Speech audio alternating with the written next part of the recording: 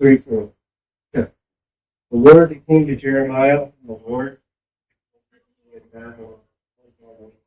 All humans in the earth produced to make it. All all the cities. Thus says the Lord, God, whoever speaks to the Zedekiah, king of Judah, and say to him, thus says the Lord, behold, I am giving this city into the hand of the king of Babylon. You shall burn it. You shall not escape from his hand. Surely capture it. You shall see the king of Babylon I speak with his cities.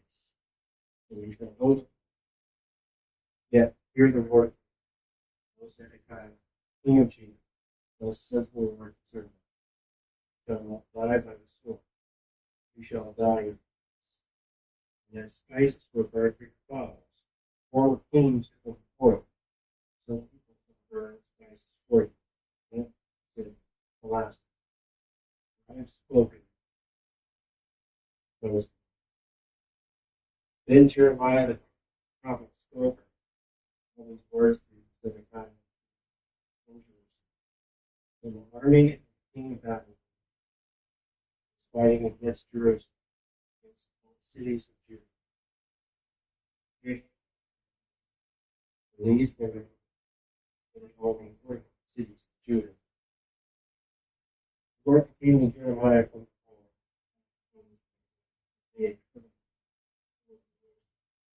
proclamation of Israel.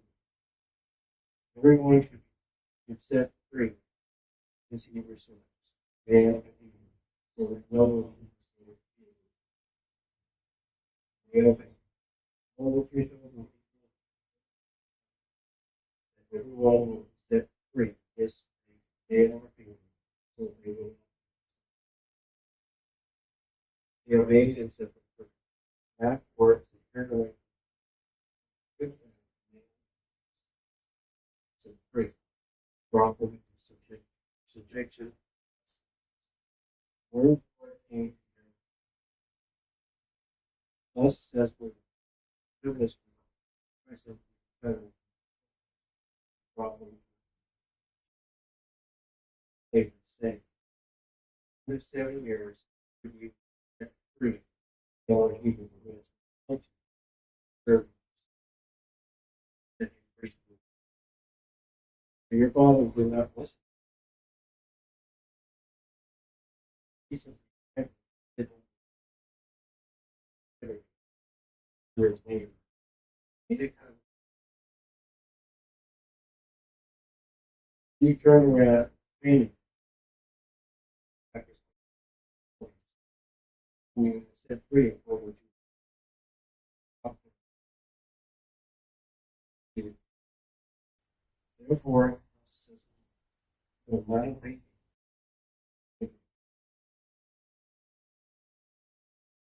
you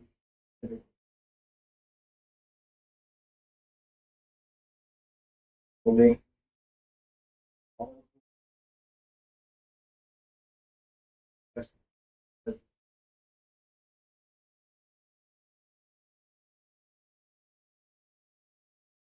cut into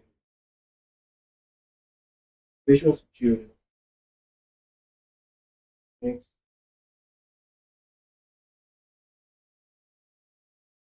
no human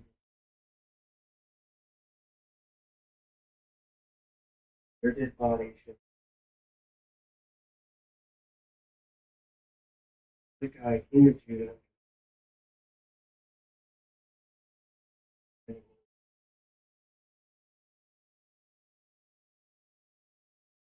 with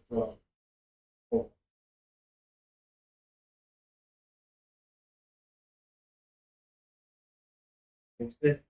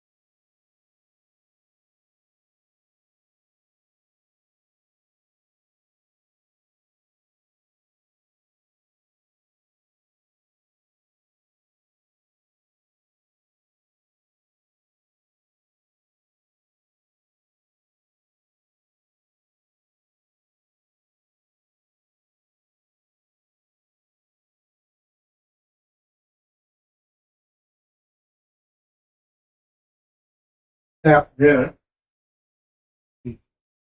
continuing our study book of Ecclesiastes. Today, continuing from verse 8 and forward, 2 verses. Again, last week we mentioned we are approaching.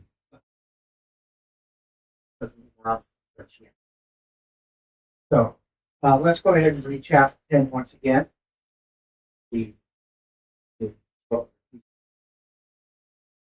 But children who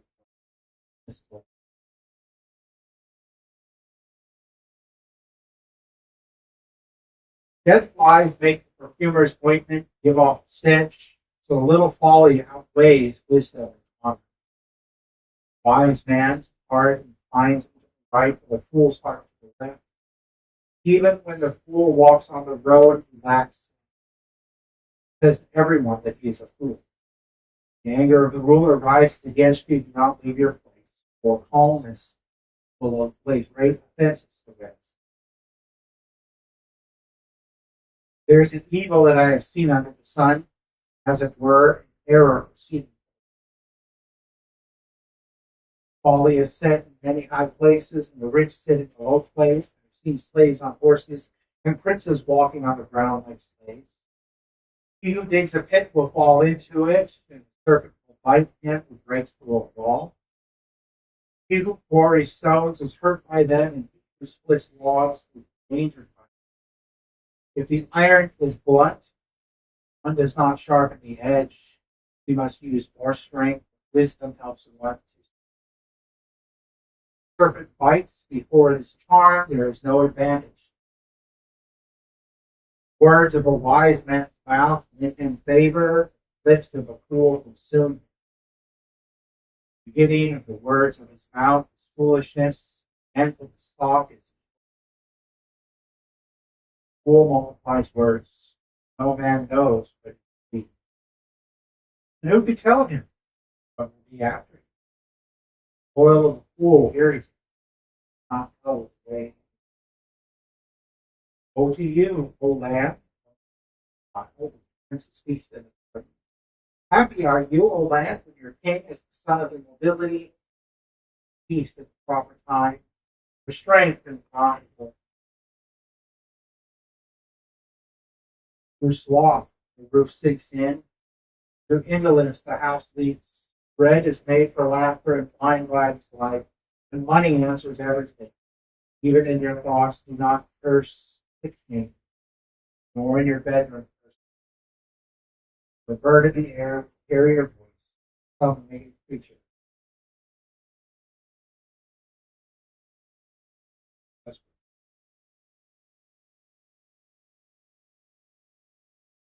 Father, you have spoken to us in various times in various ways. Spoken to your people in the past. To us, O Lord, in these last days, spoken to us in this time. So we ask that you would open the mouth of the servant to proclaim the word. We ask that by the Spirit will open the hearts all the hearers see your gospel. Hearts so we ask, O Lord, for these things.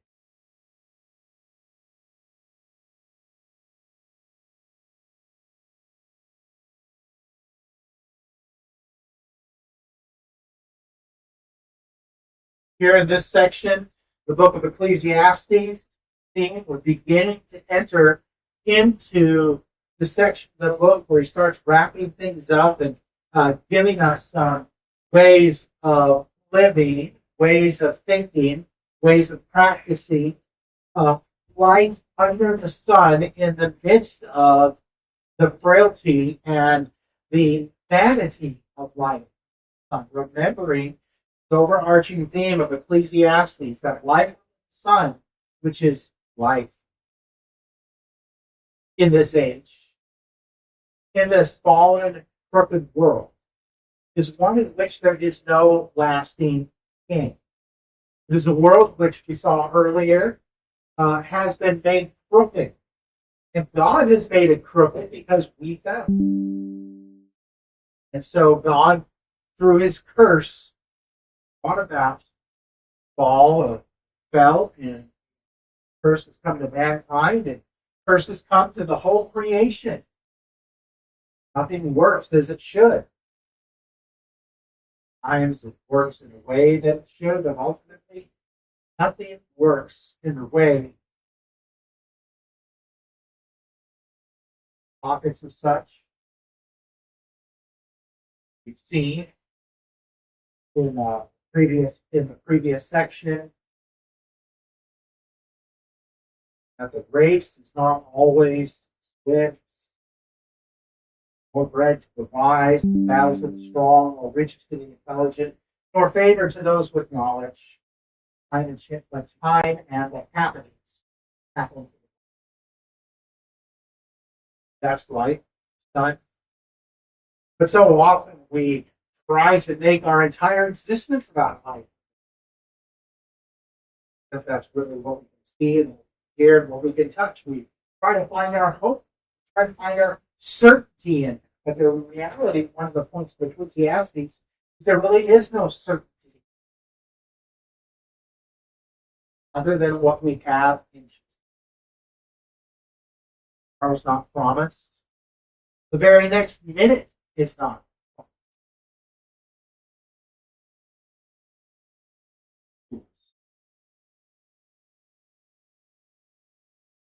Universal overarching idea.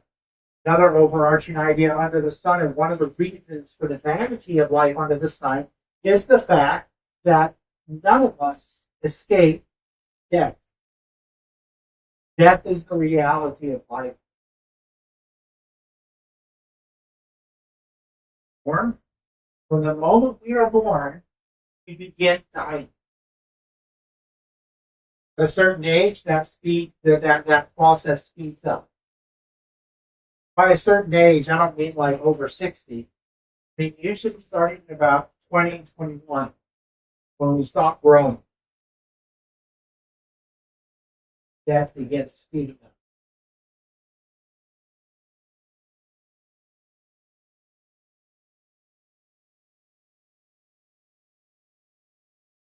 Ultimately, as we've seen, gain is found not under the sun, not in the time. Gain is found. Gain is found given. In this section, we've been looking at how wisdom is greater than might. Saw the illustration of a small city by comparison, against which was laid siege by a great king. That city was delivered not by the might of the king of the city, or by the wealthy of the city, or by the smarts of the intelligent of the city, but rather by the wisdom of a poor man. That poor man was forgotten. In his wisdom, we said chances are the king probably took credit for it.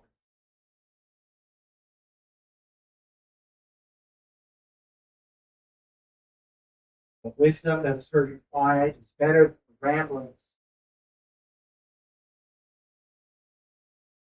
better than the weapons of sinner destroys much good. The reality is this: under the sun, there is no ultimately gain of wisdom, because one sinner destroys much good. And you and I are that sinner. Every aspect of our being. There is one foundation. We saw last time verses 1 through 7 principle of one bad apple ruins the whole batch. Dead flies. The dead fly gets perfumer's ointment. Give off. Wisdom goes after that which is beneficial.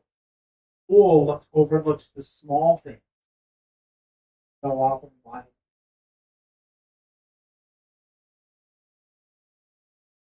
1 verse 5 through 7, the reality of life.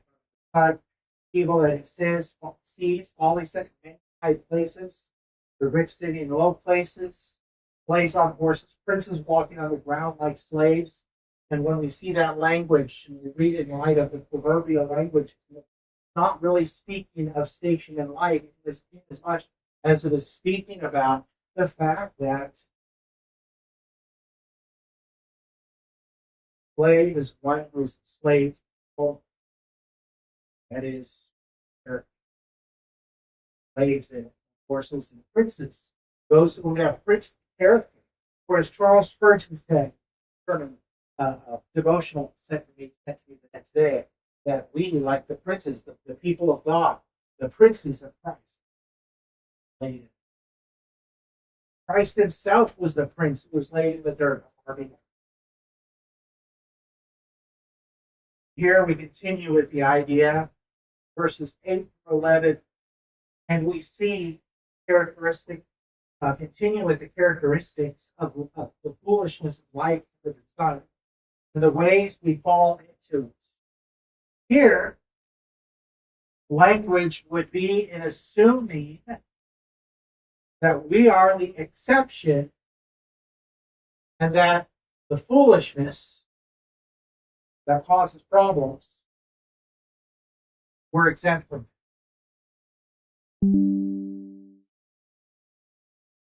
I don't think we are not subject to the same limits as everybody else. Often, when I was in my early 20s, I thought I was indestructible. I thought I knew everything. Felt older. Look back. Thought that I was really full of it. People ask me, what are your thoughts on that now? I said, well, I'm still full of it. The difference is I know.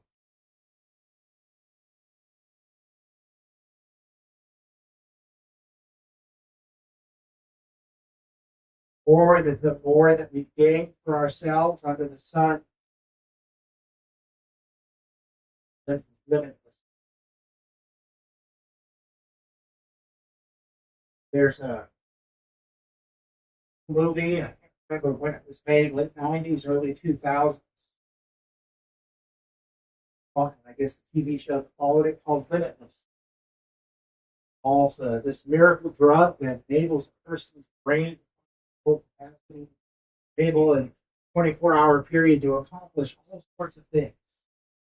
Problem is, it's all not limitless because it takes its toll on people. I often think exception.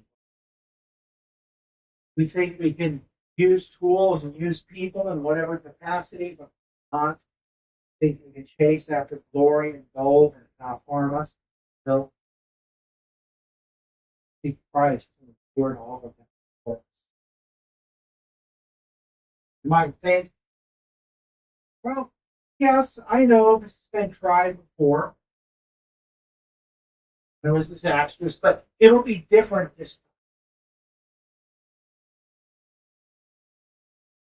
time. Often try to escape ordinary life, long for something or maybe wild and fit. This year, experience the feeling a lot of people my age experience. That's looking at life and going, everything. Also known as the midlife. You know, the stereotype. Got quits his job, cashes in all the savings, and buys the boat, and then 6 months later comes crawling back and says, "Oh, I was so long."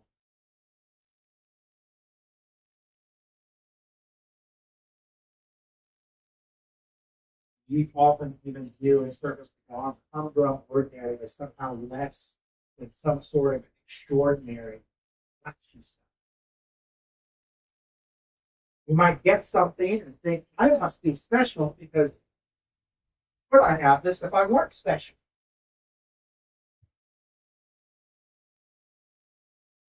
However, quest for greatness, we often forget this fact. something Jesus said,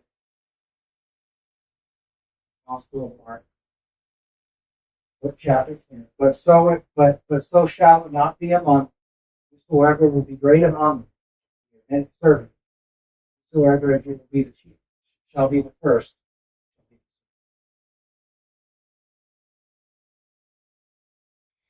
We see in verses 8 through 11 a variety of different harms that come to people from real life illustrations. Again, a full parable of things, people in which they engage that will cause harm. We have the illustration of a pit. We have the illustration of a serpent fighting, looking at something. See the fact that stones might hurt people, splitting of logs causing problems, and the fact that a sharp axe, very tiring, and not sharp, I should say, very tiring. And not exercise patience, taking a serpent, indeed, that patience will literally fight. So we see, first of all, this language of he who digs a pit will fall into it.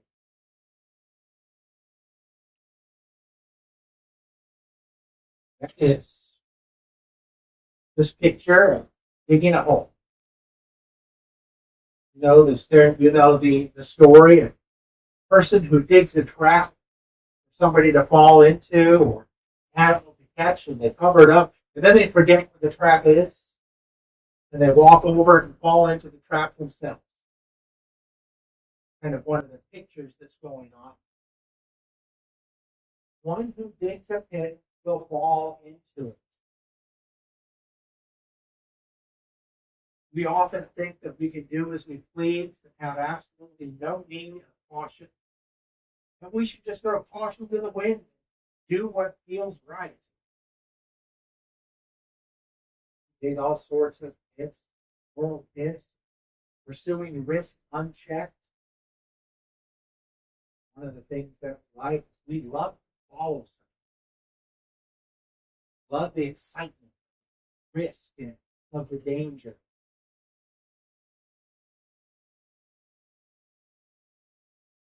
Who needs ratings on a cat? It's one of the quandaries of folks who have ever watched Star Wars things. It's famous that all various different catwalks, there are no ratings. And people follow.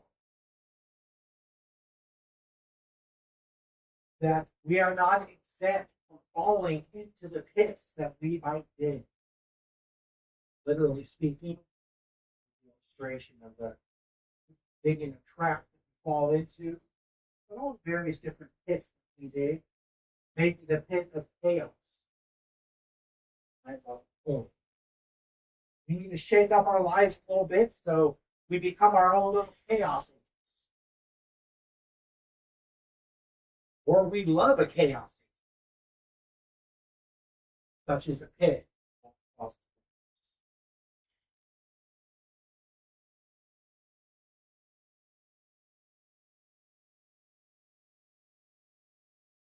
The last, when we speak of this, first temptation, to look at that, they'll say, yeah, they really need to know better. The word they is the wrong word.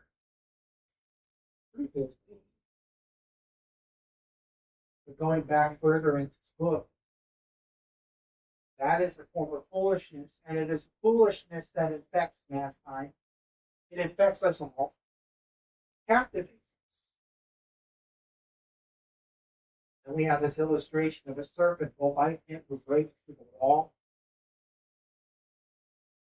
One of the ways in which a city might defend itself against an onslaught when they have a wall is to put stakes on their side of it. Now, I know some of us, we hear the word snake.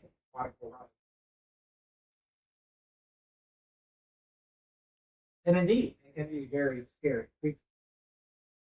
in the ancient Near Eastern world, as walls would have serpents behind them as a means of defense. Imagine an attacking military not being aware of the situation breaks through the wall. And what do they encounter? They're encountered with literally a pit of vipers, cobras, or whatever type of snake.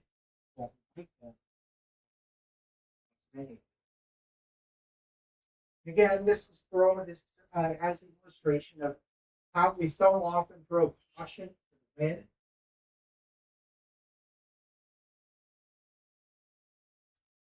We often think that we can reach into a place where there are snakes and not get bitten. One of the things I like about living here on far western Washington is I can walk in tall grass and I don't have to be concerned that there's going to be a copperhead or a rattlesnake.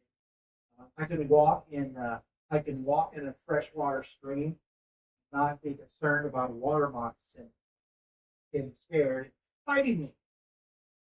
So things that I don't be concerned about.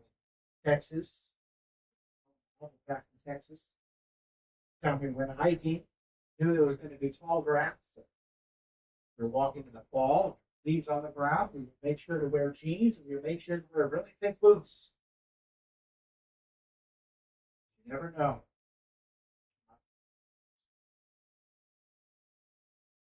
But yeah, we often think that we can reach into the pit of the snake, not get bitten.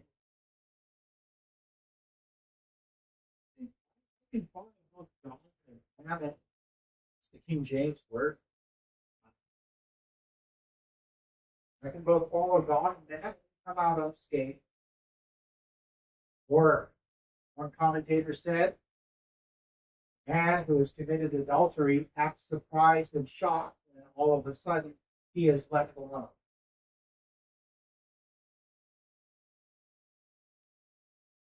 Or such as Rehoboam gave the illustration weeks ago. Rehoboam, actually last week, of Rehoboam, and we'll see in 1 Kings 12, he had succeeded Solomon, and the people represented as the people came to Rehoboam and said, if you will lighten our burden, we will serve you. For Solomon had laid out ahead. And he went to the older wise man. The wise man told him, said, yeah, you should. He said, no, I'm not going to listen to that. He went to listen to the young men with whom he had grown up, his fellow hotheads, so to speak. They said, oh no, you tell them this, that my little finger is thicker than my dad's thigh. And your heavy burden will not be like heavy burden, but it will be stung by scorpions. And lo and behold, the kingdom was split in two. Use that as a judgment with the promise. Or one who is an employer who is cruel to, who is various different ways cruel to his workers, and suddenly surprised that his workers are looking for better opportunities.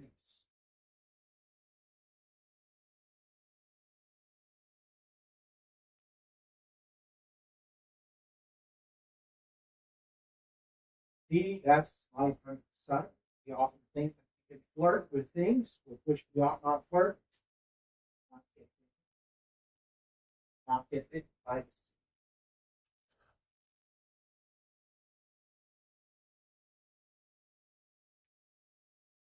the other form. Serpent that we can grab a hold of is kind of self-sufficiency. We think highly of ourselves. Think I have it within myself to do this.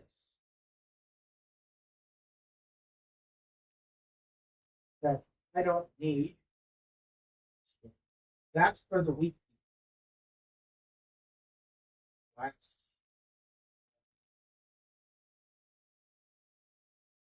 Next illustration gives that of 140 stones.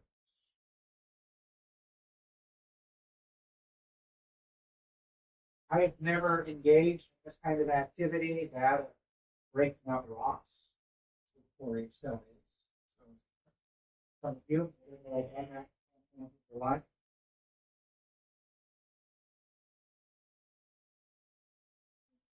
Pouring of stones and the splitting of logs. We see the reality of life under the sun is that our work causes us pain.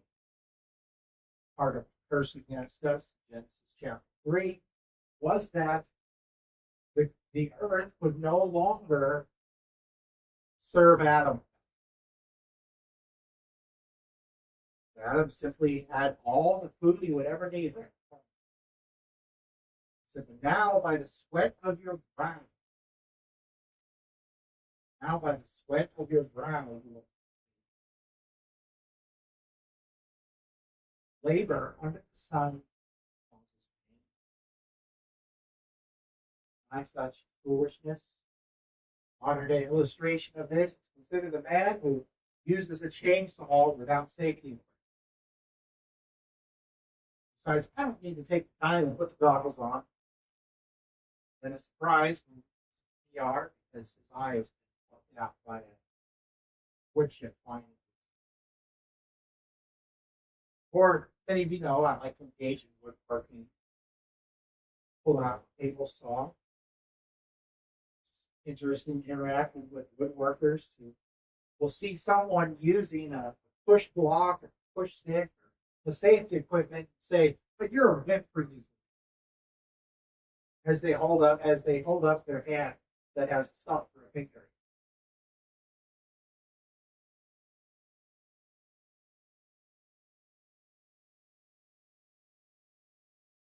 Blames others for their own failures.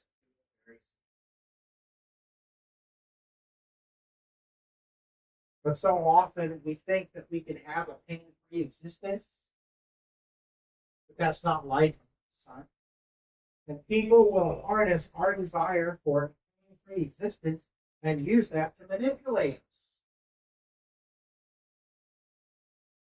They would be societal leaders, business leaders, even church leaders, even family leaders. We just follow them. We will move. And if it fails, never, first, we will often take the person who gives, maybe who has got lots of charisma, more as time tested wisdom over the eyes.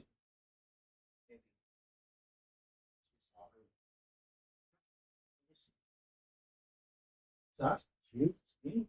It's not them. Same thing with the idea of splitting logs. He who splits logs is endangered by them. If you ever split logs, well, there's lots of danger. You've got to hopefully it is sharp.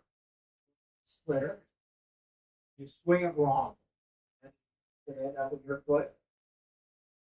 Or if you don't have the axe the head well secured to the handle, take that really hard swing, and the axe head goes flying across the yard, and maybe it's wood chips fly. That's the illustration that's being pointed. But life under the sun is full of painful difficulties. To attempt to deny such is foolishness. And to find our hope under the sun, to try to find our hope in terms of having our utopian existence under the sun, is foolishness. Try to create the perfect world when it cannot be created. And history is full of attempts to do such. Each one is a failure.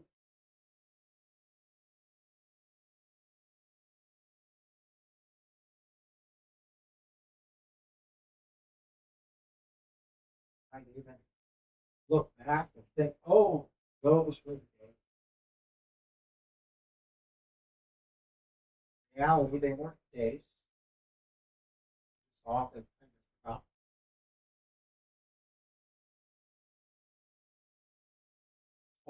Someone my age who observing, saying, 30 years ago, when was 30 years? 30 years ago with the 90s, and all that stuff was around.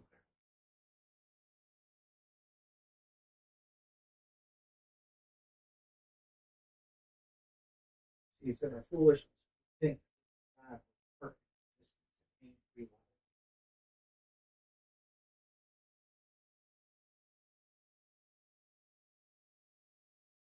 One of the things that we often think that we have some sort of a unity boundaries, life, title to obtain pre-existence.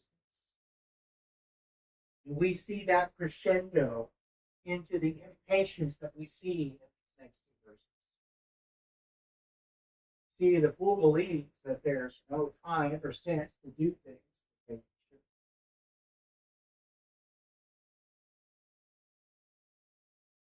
My car, every one of our cars, has some sort of a maintenance. One of the things that which I scratched my head was looking at the fact that at 30,000 miles, brake fluid is supposed to be. I don't think that's really good. Try to make some extra. When I did some looking, I realized that I learned that brake fluid is like attracts water. While it may work, you don't have the patience or time. We have this illustration of two different forms of impatience. That of blunt iron and a vital serpent.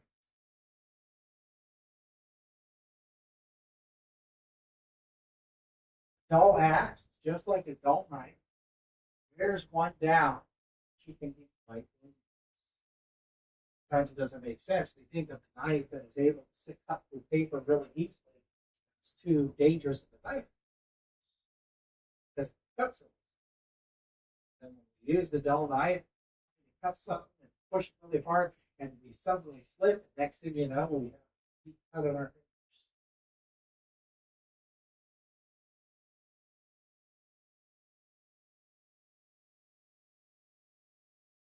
Say, one who does not sharpen the edge, he must use more strength, whether if that's following on the idea of splitting walls. No axe. They used to work on a bonfire. They'd have to sharpen their axes regularly because they would get dull and have to work hard and down the grades. Some people weren't patient enough to do it. And by the end of the day,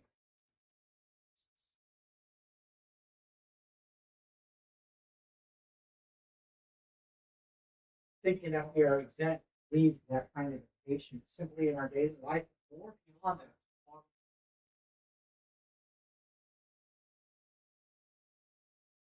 We might think there's no place for tools to get tired. We don't have time for that. I think that they're made for our use, so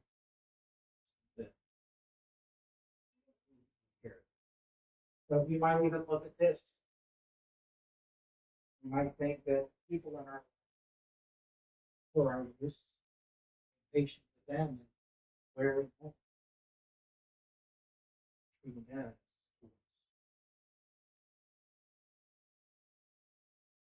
One of the rules of agriculture, we actually read that. We also read this in Jeremiah 34.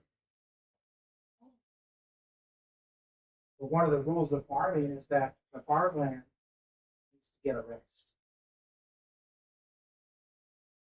Because the soil needs to be sharpened.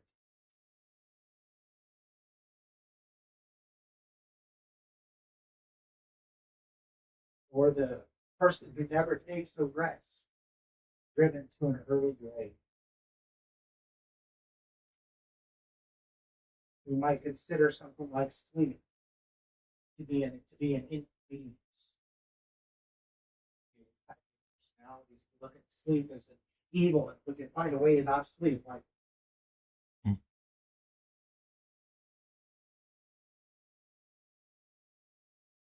because we're addicted to the big and brand. So if there isn't a brand difference as fast as possible, we gave the illustration last week of a fictional story. Two farmers, the older and younger. The older farmed well, was patient, didn't take more than he needed. Harvest season, long-term developed, very fruitful land. Then his son-in-law took over the farm, ran the farm and the family to an early grave because being slow was not fitting.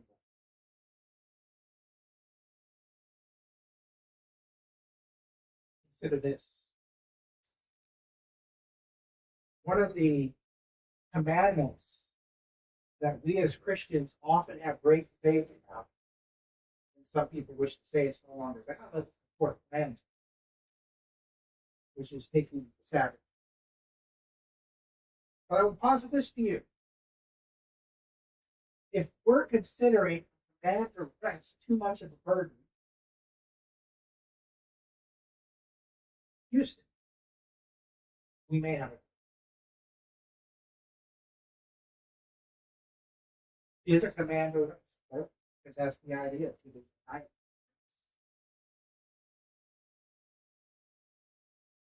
No time to sharpen the tool, give laborers rest, or even ourselves. We often don't have a category for long use. They consume time, or we consume time and use people in order to achieve it. Knowing nothing, dignity, things, people, rest.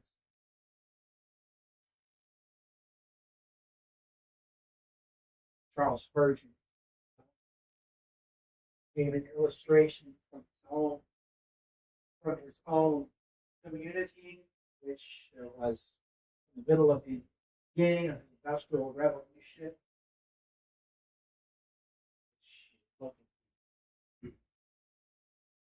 Folks who would run factories and such, say that people are being treated as nothing more than hogs. Hitch a man, throw him in. He's just a clerk. He's just a factory worker. He doesn't.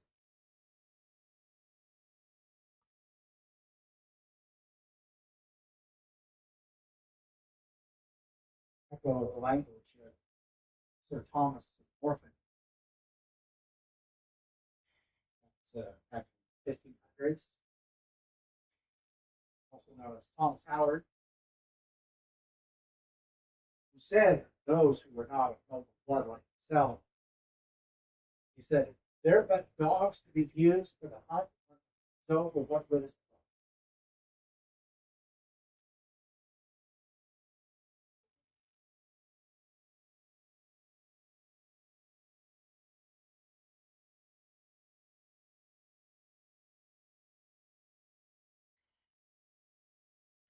But in our impatience, we want now. We want our utopia now. We want our best life. In fact, the whole book called Your Best Life Now. Written by someone who is in reality a teacher. Oh, Steve.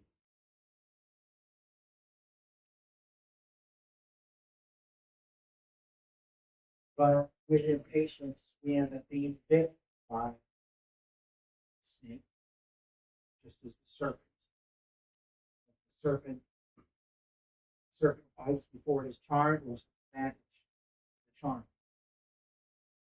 I've never witnessed a snake charmer, don't ever wish to. Imagine how difficult it is to train a cobra to not bite you, to make a song and cobra dance to not bite you.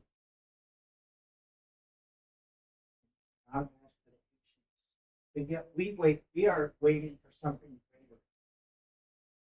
In fact, Isaiah 40 says, when waits on the Lord shall abound. When we try to escape the drudgery and lack of gain of life under the sun, we try to find certainty, to find a way to find hope, where there is no hope and there is no gain.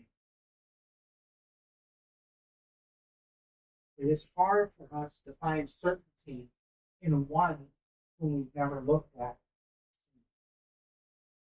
But certainty is found only in that one.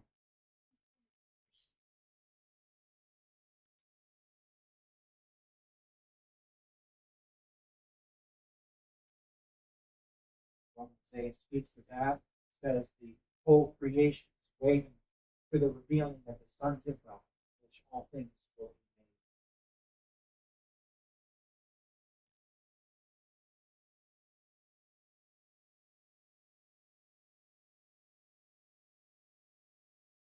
made. And to try to find gain under the sun, or to find our gain in life under the sun, is indeed to be like one who thinks that we are exempt from the rules of the kingdom. To the Son will have pain, we will have it.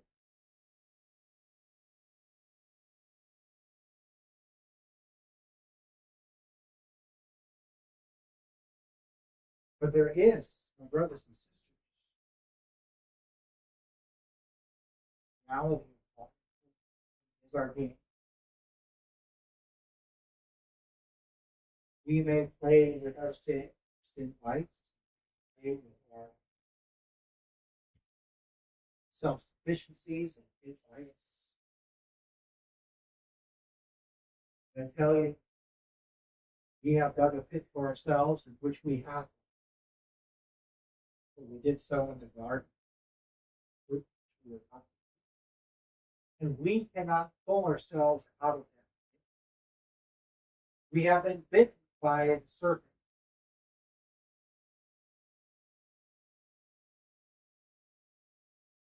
We have been hurt, damaged. Just simply existing as fallen humans, and by the things we have done to ourselves.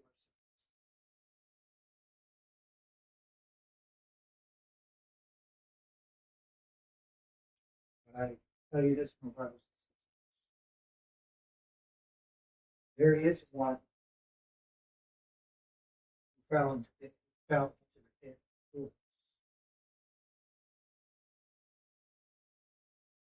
The pit that we dug, he fell in.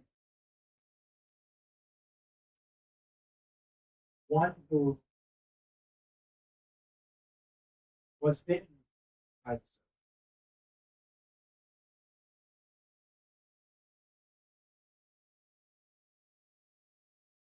One who labored on our behalf.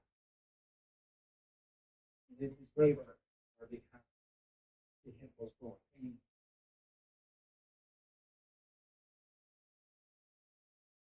One who spoke that which was sharpest the tools.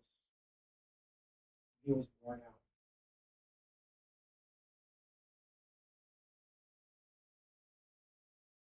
That, my brothers and sisters, we know is our Lord Jesus.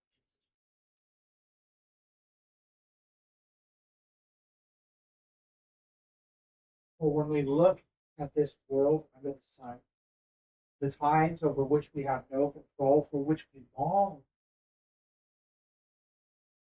Jesus Christ has brought to us the redemption. The Lord Jesus Christ has brought to us the goodness. Lord Jesus Christ has brought to us the gain for which we seek. And he is our sharp. He is our rest. He said, come to me all. We read Jesus Christ alone. If we look at as one who is seeking to drive us with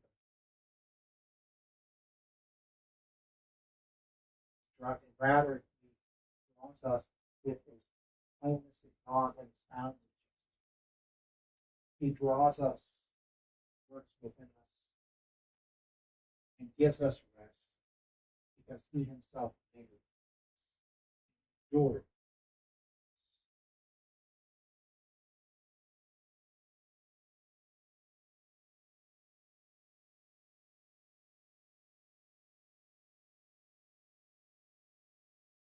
So, brothers and sisters,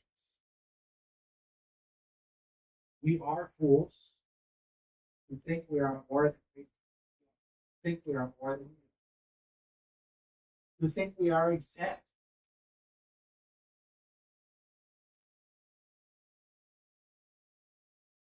Wisdom is found. Wisdom is found. Was patient while I did. And in him we grow. We are fools if we think we can do better. So often it's not enough for us. We need to add things to the cross. We need to add things to the resurrection. That which God. We're going to learn tonight. Study of redemption. Study of what the Bible is about. It is extraordinarily simple. Often make us so much trouble. Trying to find things that give us just as we try. So people of God, life under the sun is full of peril, fraught is a cruel and dangerous, and it will ultimately get to us. Everyone's going to die. Everyone's going to be hurt. Everyone's going to be damaged goods.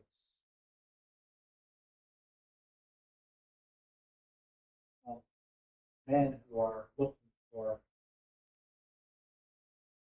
question I've heard someone say, and this world is damaged goods. And you're not.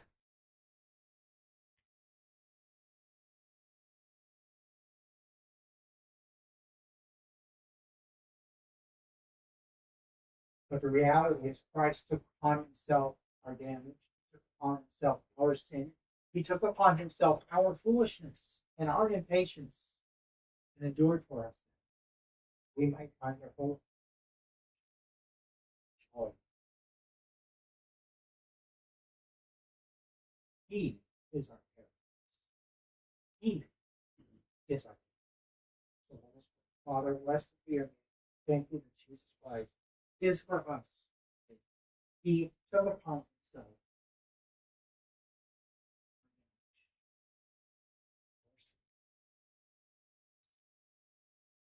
Praise.